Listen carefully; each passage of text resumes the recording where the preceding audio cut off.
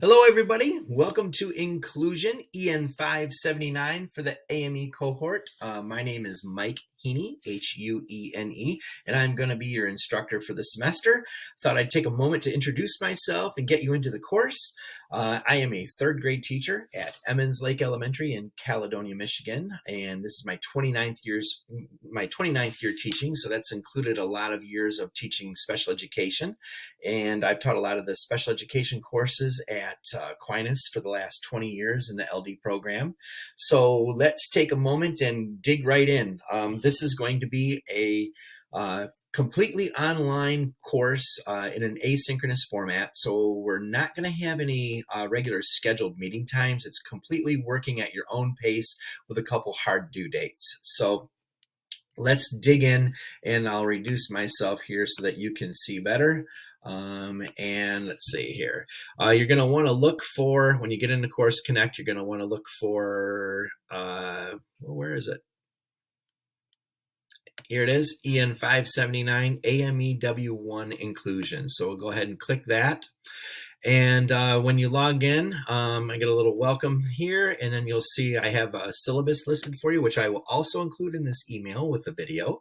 And then going down a little bit, you'll see ordering the textbook information.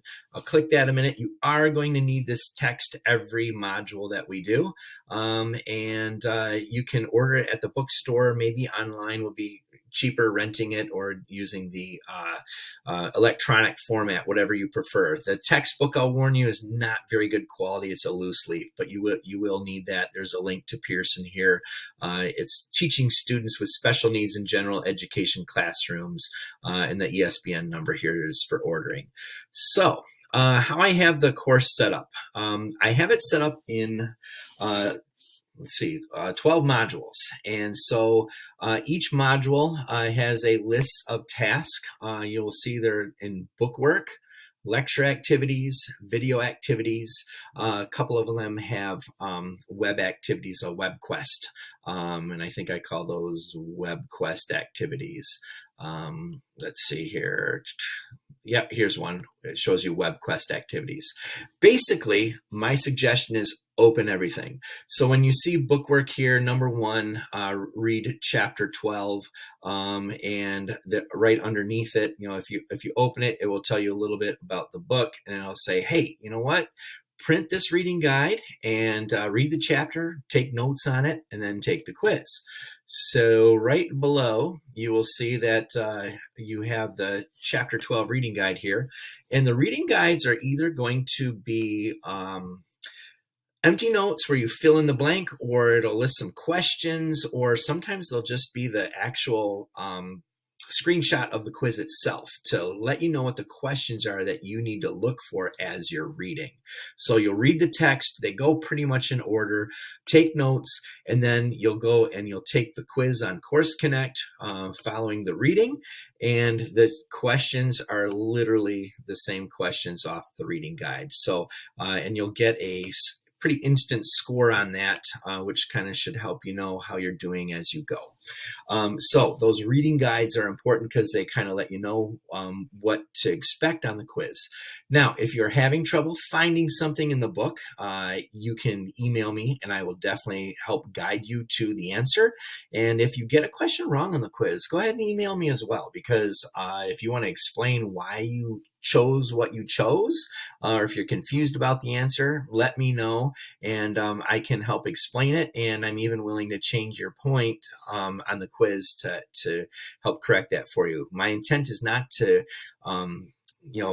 catch anybody or trick anybody. I want you to learn the material, and the quizzes are to hold you accountable for doing that. Same thing with the lectures. If there is a PowerPoint, there will be a quiz that goes with it, and then usually a reading guide. Now, again, if you open that up, you'll see that there is a reading guide that goes with it as you do the lecture. You can open that and do the PowerPoint and take notes as you go. And you'll see this one is an example of, you actually see the questions beforehand.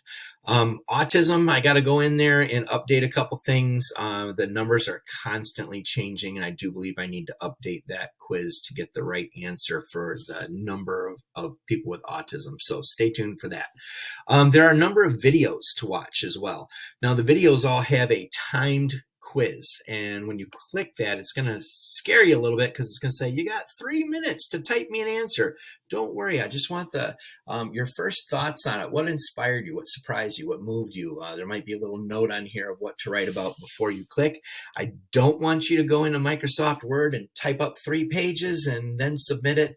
That's not the intent. It's just to get your first initial reaction to the video and again, hold you accountable for watching it. So don't worry if it cuts you off, you're still going to get the points. And, I'll give you a little response there are really participation points there.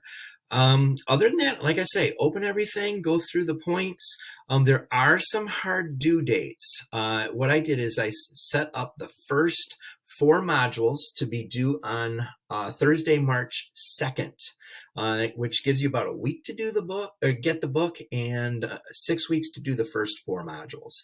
Then I have at week 12, I have the next 4 modules due. So it'll be modules 5 through 8 on April 13th. And you'll see at each module, like here's module 7, it says due Thursday, April 18th. And, the first 4 modules said due March 2nd, right there, you can see. Then the last set of modules are due on Thursday, May 11th. So kind of watch out for those due dates.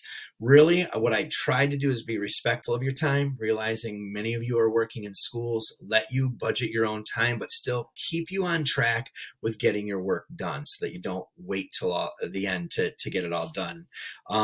So really those first 12 weeks, you've got 8 modules to do.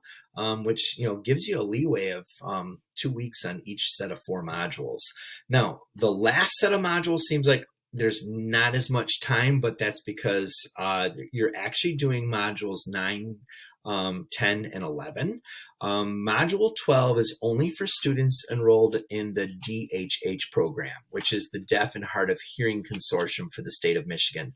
They go through Aquinas to take this course. They have an extra module to do to fulfill their requirements. So don't worry about that, the last module. There are 11 for you to do. And, email me if you have any questions. I'll be glad to help you through. Go ahead and order the book. Get started when you want. And, let me know if something seems unclear. It should make sense as you go. Everything is numbered for the modules.